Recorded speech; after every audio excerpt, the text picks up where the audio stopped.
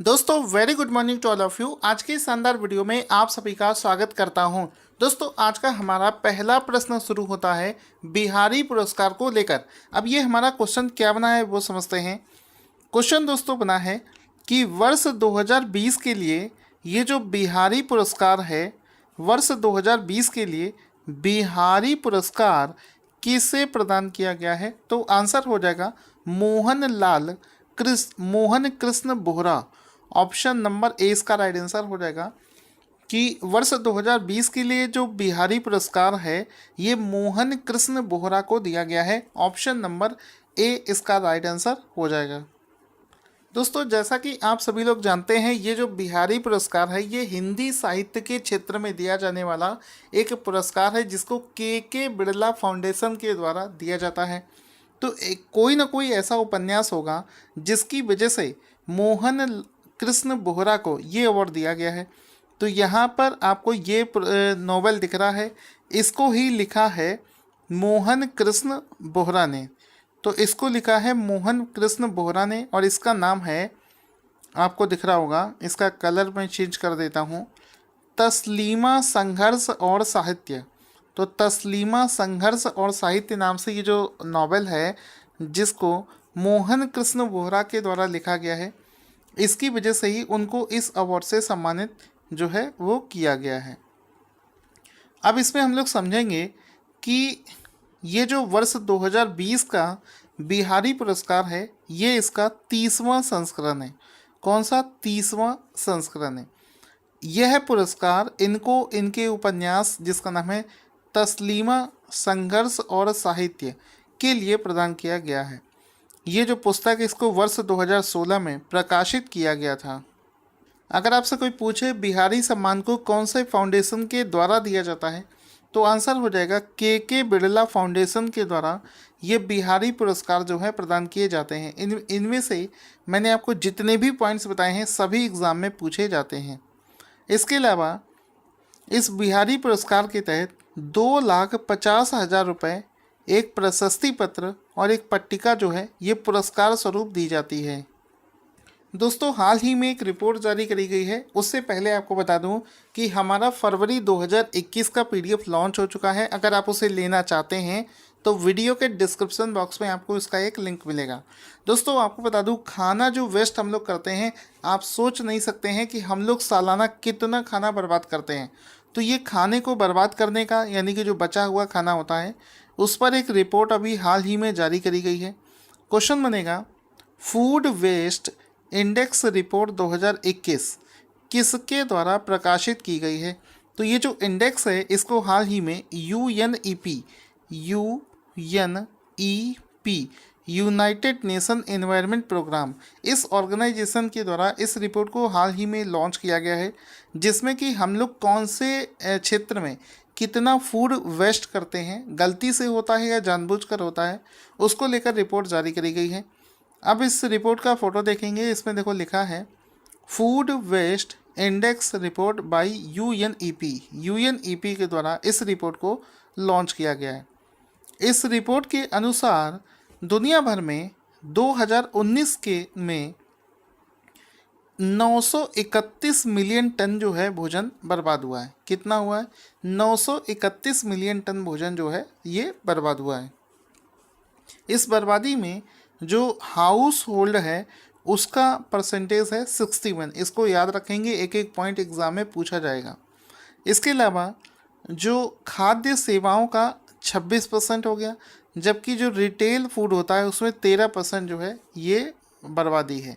सबसे ज़्यादा जो है घरों में होने वाला जो खाना है वो 61% के फॉर्मेट में आता है। अगला क्वेश्चन बनेगा बैंकिंग करंट अफेयर्स को लेकर किस बैंक ने सेकेंडरी मार्केट में बॉन्ड के साथ साथ डिबेंचर्स खरीदने और बेचने के लिए एक ऑनलाइन प्लेटफॉर्म जिसका नाम है यील्ड को लॉन्च करने की घोषणा करी है? तो ये जो यील्ड नाम से ये जो प्लेटफॉर्म है इसको हाल ही में एक्सिस बैंक के द्वारा लॉन्च किया गया है। ऑप्शन नंबर बी इसका राइट आंसर हो जाएगा कि एक्सिस बैंक ने यील्ड नाम से प्लेटफॉर्म को लॉन्च किया है। ऑप्शन नंबर 20 का राइट आंसर हो जाएगा। हम लोग एक्सिस बैंक के बारे में बात करें तो इसकी स्थापना 1994 में, मुख्यालय इसका मुंबई महाराष्ट्र। इसकी टैगलाइन है बढ़ती का नाम जिंदगी, और एमडी और सीईओ का नाम है अमिताभ चौधरी। आगे चलते हैं। क्वेश्चन बना है कि भारत ने चाबाहार दिवस कब मनाया गया? तो हाल ही में 4 मार्च को इस बार भारत में चाबाहार दिवस मनाया गया है। ऑप्शन नंबर 20 का राइट आंसर हो जाएगा।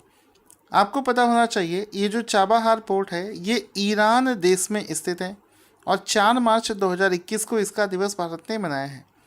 हाल ही में इंडिया में एक समिट चल रहा था जिसका नाम था मेरी टाइम इंडिया समिट, जो कि 2 तारीख से 4 तारीख था। उसी के दौरान ही दिल्ली में इस दिवस को मनाया भी गया था।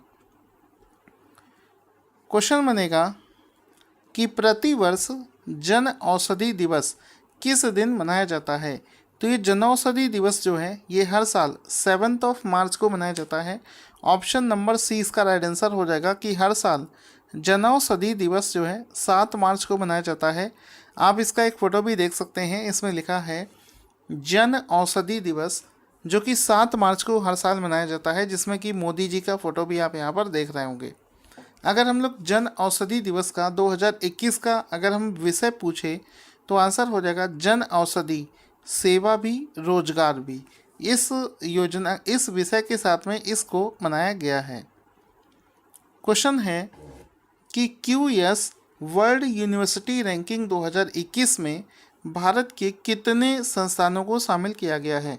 अगर हम लोग 2021 का डेटा देखें तो इस बार भारत के 12 संस्थानों को इसमें स्थान दिया गया है इस पूरी लिस्ट में। ऑप्शन नंबर सी इसका राइट आंसर हो जाएगा। पिछले साल की तुलना में 4 ज़्यादा है। पिछले साल 8 इंस्टीट्यूट को शामिल किया गया था, इस बार 12 संस्थानों को शामिल किया गया है।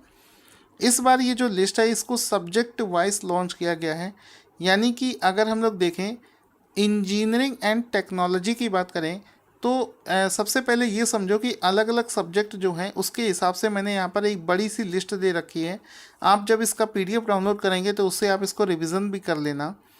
तो जो कैटेगरी है इंजीनियरिंग एंड टेक्नोलॉजी, इसमें पहले स्थान पर आया है MIT Massachusetts institute of technology, जो कि यूएस में स्थित है।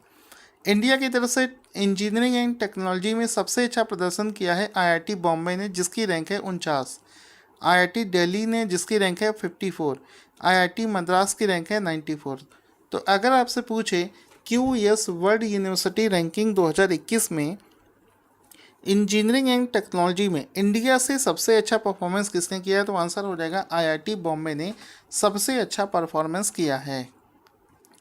इसके बाद में दोस्तों आता है नेचुरल साइंस। तो नेचुरल साइंसेस में MIT भी पहले स्थान पर है।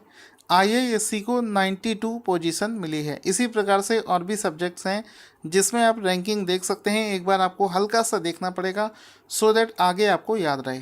क्वेश्चन बनेगा freedom in the world 2021 democracy under seize ranking में भारत को कौन सा स्थान प्राप्त हुआ है?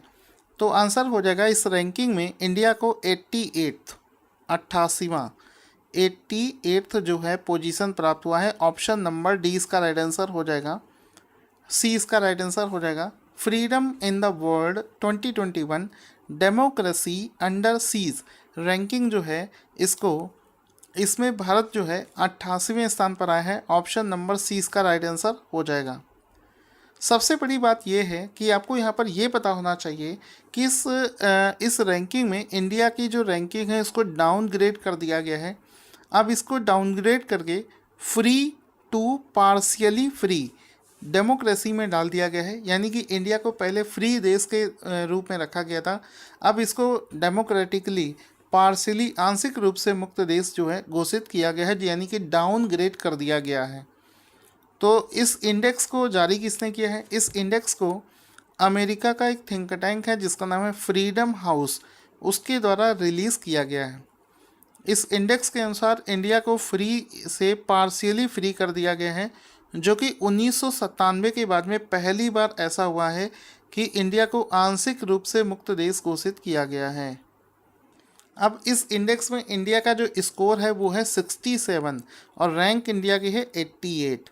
जिसके अनुसार इंडिया को पार्सली फ्री देश घोषित किया गया है। यहाँ पर 100 स्कोर के साथ में फिनलैंड, स्वीडन और नॉर्वे को मोस्टली फ्री और 1 स्कोर के साथ में तिब्बत और सीरिया को लीस्ट फ्री के रूप में रखा गया है। अगला प्रश्न है, education from disruption to recovery report किसके द्वारा जारी की गई है? आंसर हो जाएगा हाल ही में यूनिसेफ के द्वारा। ऑप्शन नंबर 20 का राइट आंसर हो जाएगा यूनिसेफ के द्वारा education from disruption to recovery report को जारी किया गया है। यहाँ पर आप देख सकते हैं, education is the bedrock of a just society in the post Covid world. इस इंडेक्स को हाल ही में यूनिसेफ के द्वारा लॉन्च किया गया है। इसमें रिपोर्ट में क्या क्या चीज़ें निकलकर सामने आई हैं? इस रिपोर्ट के अनुसार इस महामारी यानी कि कोविड महामारी के दौरान लगभग 1.5 मिलियन स्कूलों को बंद करके 2020 में लगभग 247 मिलियन बच्चे जो हैं ये प्रभावित हुए हैं। ये आपको याद रखना है। क्वेश्चन बनेगा कि किसे हाल ही में 8वें world women leadership congress and awards कार्यक्रम में प्रतिष्ठित उत्कृष्ट महिला नेता 2021 पुरस्कार से सम्मानित किया गया है। तो हाल ही में इस उत्कृष्ट महिला नेता 2021 जो है ये सुचिता ओसवाल जैन को किया गया है। ऑप्शन नंबर ए इसका राइट आंसर हो जाएगा। उत्कृष्ट महिला नेता पुरस्कार नेता जो है 2021 के रूप में सुचिता ओसवाल जैन को किया गया है। तो ऑप्शन नंबर ए इसका राइट आंसर हो जाएगा। अगला क्वेश्चन है, ग्रेट लुंडबेक यूरोपीय ब्रेन रिसर्च प्राइज 2021 कितने वैज्ञानिकों को प्रदान किया गया है? तो आंसर हो जाएगा, ये जो अवार्ड है हाल ही में 4 साइंटिस्टों को दिया गया है। कौन सा अवार्ड है? ग्रेट लुंडबेक यूरोपीय ब्रेन रिसर्च प्राइज 2021 जो है 4 वैज्ञानिकों को दिया गया है। इन चारों का फोटो भी आप यहाँ पर देख सकते हैं। इन चारों वैज्ञानिकों ने एक ऐसे तंत्रिका की खोज की थी जो कि माइग्रेन का कारण होती है। तो माइग्रेन का कारण का पता लगाने वाली इस तंत्रिका की खोज के लिए इन चारों को इस पुरस्कार से सम्मानित किया गया है। इन चारों के नाम हैं पीटर, माइकल, लॉर्स और जेस। आपको ये सब नाम याद रखने हैं। दोस्तों, आज का क्वेश्चन जिसका आंसर आपको देना है, खेलो इंडिया विंटर नेशनल गेम्स की लिस्ट में कौन सा राज्य पहले स्थान पर आया है? इसका आंसर आप लोग कमेंट बॉक्स में लिखना ना भूलें। Thank you for watching this video.